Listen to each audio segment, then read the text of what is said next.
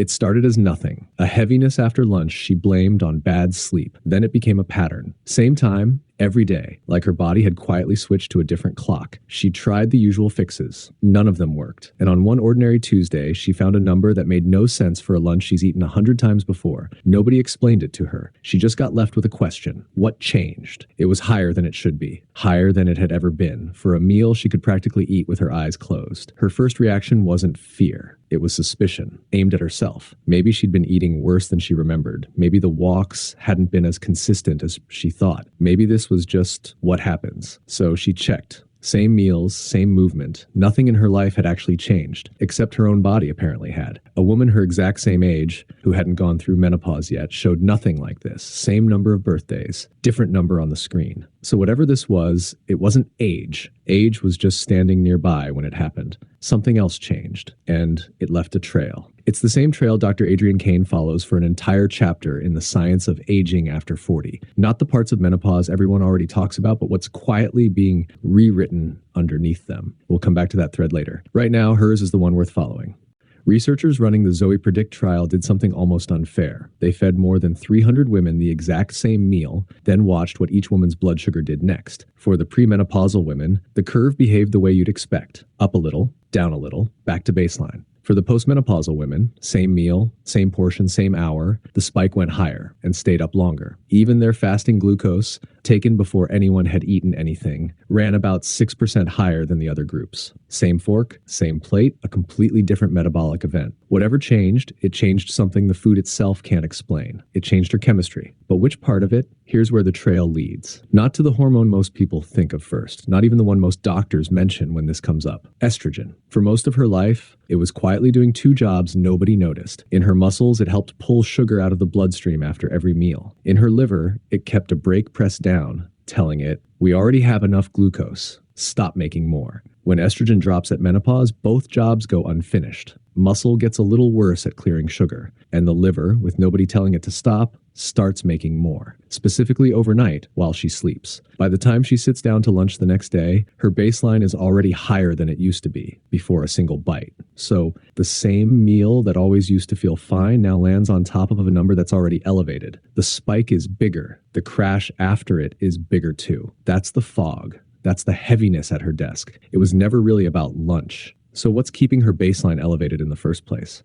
She'd tell you she sleeps fine. Most nights, she still believes that. But somewhere around 2 a.m., a hot flash she never fully woke up for sent a quiet alarm through her nervous system. And that alarm released a stress hormone that does something disturbingly similar to what her liver is already doing on its own, pushing glucose higher. In one study, postmenopausal women with the worst sleep quality showed significantly higher insulin resistance than the ones sleeping well, independent of their weight. Sleep alone moved the needle, whether or not she remembered losing any. There's a second problem hiding in that same dark room. Postmenopausal women are 2 to 3 times more likely to develop sleep apnea than before menopause, because the hormone that used to help keep the airway open at night left along with everything else. The chain runs quietly while she's unconscious for all of it. The hormone drop weakens the airway. The weak airway fragments sleep she doesn't recall losing. The fragmented sleep raises cortisol. The cortisol raises glucose. She wakes up, looks at lunch, blames the bread. It was never the bread. There's a slower battle running underneath all of this too. Muscle is the body's biggest glucose sink. It's where most of a meal's sugar actually ends up. Muscle mass declines with age, regardless of menopause. Losing estrogen just seems to speed that decline up. At the same time, fat starts migrating away from the hips toward the middle. And the fat that settles there isn't passive. It sends out inflammatory signals that make insulin resistance worse almost everywhere else in the body. 3 systems, one root cause underneath all of them. Here's the honest part. Scientists don't fully agree on exactly how much of this belongs to menopause itself versus ordinary aging happening at the same time. Some studies measuring it directly have found smaller gaps than the population data suggests. The big picture holds up. The fine print is still being argued over in journals most people will never read, which leaves one real question. If the rules changed, can they be changed back? The obvious instinct is to cut the sugar and call it solved. It helps a little. It doesn't solve much because the actual problem is living in 3 different places: a hormone, a liver, and a bedroom she doesn't even remember being awake in. So what does move the needle?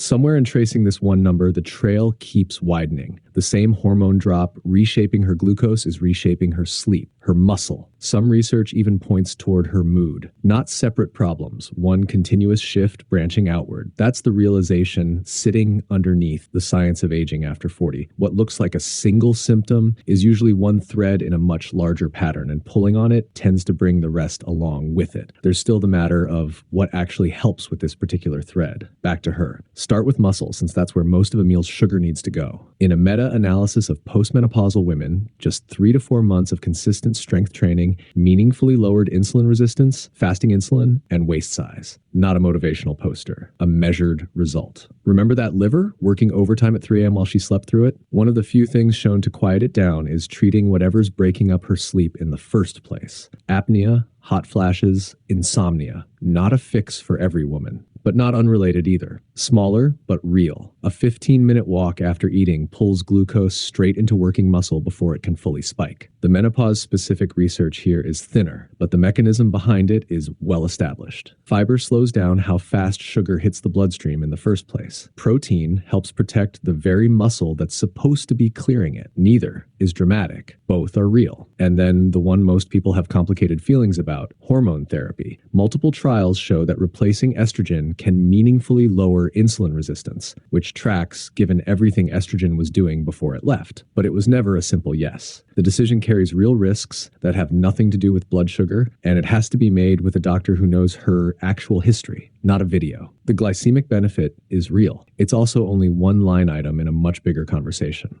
She didn't get careless. She didn't quietly start eating worse without noticing. She didn't forget how to take care of her own body. Her estrogen left, and her liver picked up the slack at her expense. Her sleep cracked while she lay there unaware, and her cortisol filled the gap. Her muscle quietly thinned, and her fat moved somewhere more dangerous. None of that needed a single bad decision from her. The rules changed underneath her. That was never a verdict on her character. And the moment she can actually see what changed, really see it, is the same moment she stops needing to blame herself for it and starts being able to do something about it instead. If this is the first time anyone explained why, instead of just telling her to eat less sugar, that feeling doesn't have to end when this video does. The science of aging, after 40, picks up exactly here. Not just this one symptom, but the rest of what's quietly shifting in the body after 40, explained the same way. Mechanisms first, never guesswork. It's pay what you want. Minimum $12.99, less a purchase than an invitation for whenever she's ready for the rest of the map. Somewhere there was a moment you first noticed the rules had changed on you too. Maybe not at your desk, maybe in your sleep or your weight or energy you used to be able to count on. When was it? What was the number or the moment that gave it away? Tell us below. Someone reading the comments tonight might finally recognize their own story in yours.